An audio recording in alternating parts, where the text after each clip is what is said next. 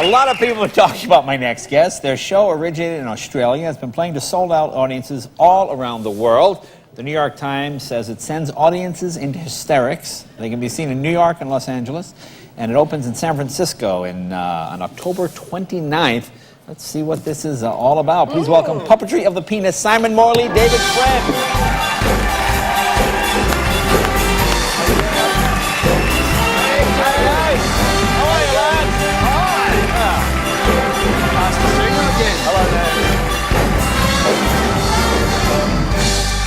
Well, you guys have created, this is like the biggest controversy. What's going on? A little bit of a stink. It's amazing. Now, tell people, how did this puppetry originate? Basically, it's a party trick that's been taken way too far. All right. Many years ago, I was minding my own business. My younger brother came home from a tennis camp. And now, how old are you? I was 22. He was 16. All right. And he showed me a hamburger. this he'd made out of his nether regions. Yeah. And I fell off the couch laughing. It was the funniest thing I'd ever seen. So then we built a healthy repertoire of these, trying to make each other laugh, which made for some very unusual Christmas lunches. Right. Now, as you could imagine. Is this common in Australia? Australia's sort of common. They're a bit looser and freer than Americans. We've got a more suitable climate for kicking your pants off and entertaining your friends, I think. I met a lot of people at university that actually did this. That's where I sort of developed in the bath to amuse myself. Yeah, that goes without saying. But you know, when you get to college, you find beer, and that always helps you kick your pants off. But I mean, would people do this in like a pub or a bar in Australia? Yeah, pretty much. Well, they pretty much originated from male sporting change rooms, anywhere where the testosterone levels. Okay, so guys in the locker room would go, "Hey, Larry, look at this, an elephant." Exactly. That's it. What time is it? Look at this wristwatch. So now. How did you two meet? How do you... Oh, me too. I don't know how you get to... I know. It was very strange. I was minding my own business. I was touring a comedian called Jamoan up on the north coast of Australia. You were a manager for... Yeah, I used to promote comedy and tour comedians around. I was on the other side of the fence. Okay. And I was minding my... Well, late one night, we were in a nightclub, and after a few drinks, we showed someone a hamburger, and then one thing led to another. Right there, you see, in America, if you have a few drinks and show someone a hamburger... That's it. Your hamburger's going to jail. You see, it was in the bathrooms of the nightclub. Yeah, I see. So it was sort of okay. Sort of okay. Yeah, my flatmate actually spotted this and rang me up. So I ran up to the pub with my list. But hang on. So your friend spotted him in the pub and immediately called you because he thought that I was the only person in the world who did them. But of course, I knew that there was other people out there. But I always like to meet fellow trickers, and so I wrote my list down. I found him in the pub eating his dinner. I was minding my own business, sidled up, enjoying my dinner. Yeah. And was it a hamburger? Funnily enough, it was a healthy steak.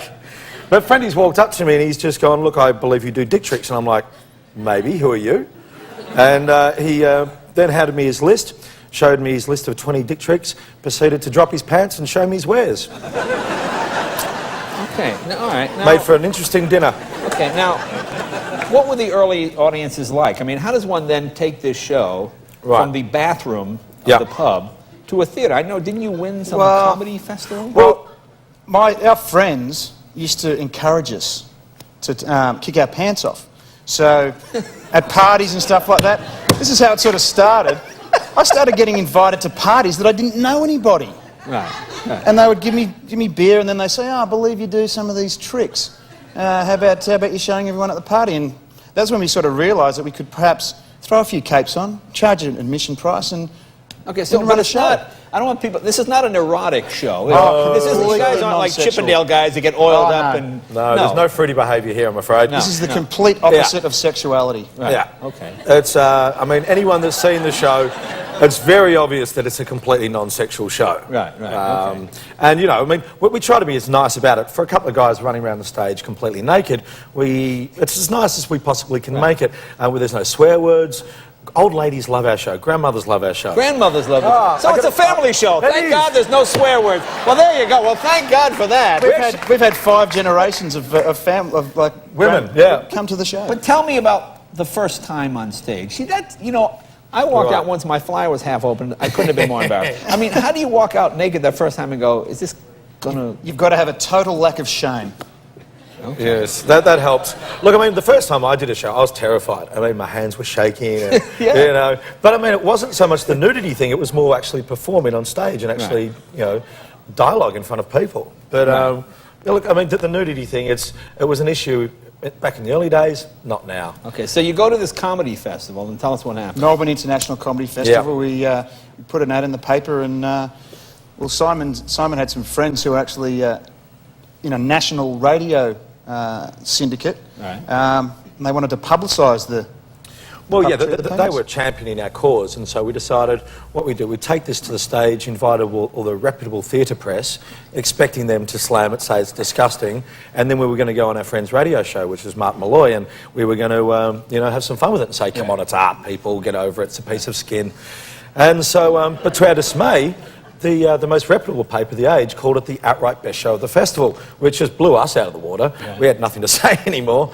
So pretty much since then, we've just been waiting for someone to tell us to stop it. Everyone keeps encouraging it. Except the people of Utah, of course. Yes. So what are the reactions of the men or women? Who reacts more? I mean, because men seem to kind of go, ooh. Yeah. No, men, I think men always go, oh, geez, I wish I had thought about that first. Really? I've been doing that for years. Come on, I think every man's walked out of the shower at some point, just looked in the mirror and gone, hang on a second, what does that look like?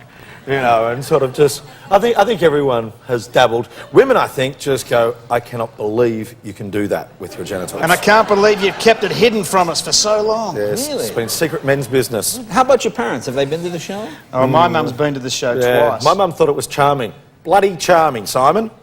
She wasn't happy with it at all. Wasn't happy at all. No. My But mum- she's moved around now. Now she sort of swaps tickets for the show for free golf lessons and haircuts, and she's trading on it.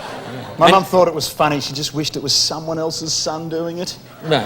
And you have girlfriends? I have a girlfriend. She's actually our tour manager. Oh, I see. So that works out great. All right. Well, I know the show, as I said, has been getting great reviews, and it's not a sexual show. It's just this goofy. Not at all. It's just a lot of fun. Do you wear condoms? No. Oh, no. Well, not in the show. No, I just wondered. I didn't know if they use costumes. You know No, what I mean? Like we little have hats. No self-esteem issue here. We're the purists. We don't use props. I had little hats. Well, gentlemen, Well, we'll workshop it. well, good luck with the show, you guys. It's Thank you sold out all kindly. over the country. And, Yeah, it's doing really well. And thanks America's- for getting us in so much trouble. I God appreciate love it. you. Thank you, guys. Jay. Thank you, Thanks love. for having us. Simon and David, be right back with music. Avril Lavigne right after this.